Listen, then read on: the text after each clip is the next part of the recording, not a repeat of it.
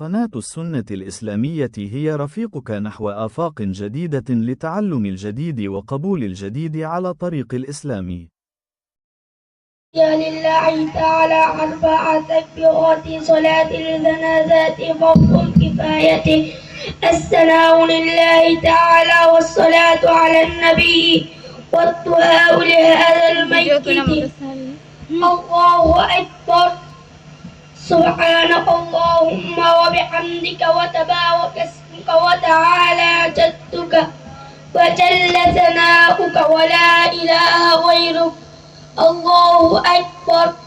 اللهم صل على محمد وعلى آل محمد كما صليت على إبراهيم وعلى آل إبراهيم إنك حميد مجيد.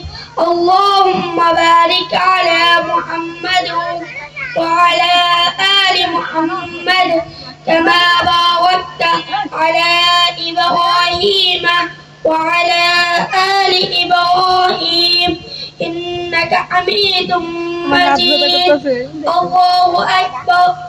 اللهم اغفر لحينا وميتنا وشاهدنا وغائبنا وصغيرنا وكبيرنا وذكرنا وأنثانا. اللهم من أحييته منا فأحيي على الإسلام ومن توفيته منا فتوفه على الإيمان. الله أكبر. السلام عليكم ورحمة الله. السلام عليكم ورحمة الله. সবাই বলেন আওয়াজ দিয়ে মাশাআল্লাহ। আমার ছাত্ররা সবাই এই জানাজার নামাজ পড়াতে পারেন, হেফজ বিভাগের, বিশেষ করে ছোটরা না বড়রা, হেফজ বিভাগের ছাত্ররা এই জানাজার নামাজ পড়িয়ে দেখাতে পারবেন। আমি যদি আরেকজনকে ডাক দিই সেও পারবে।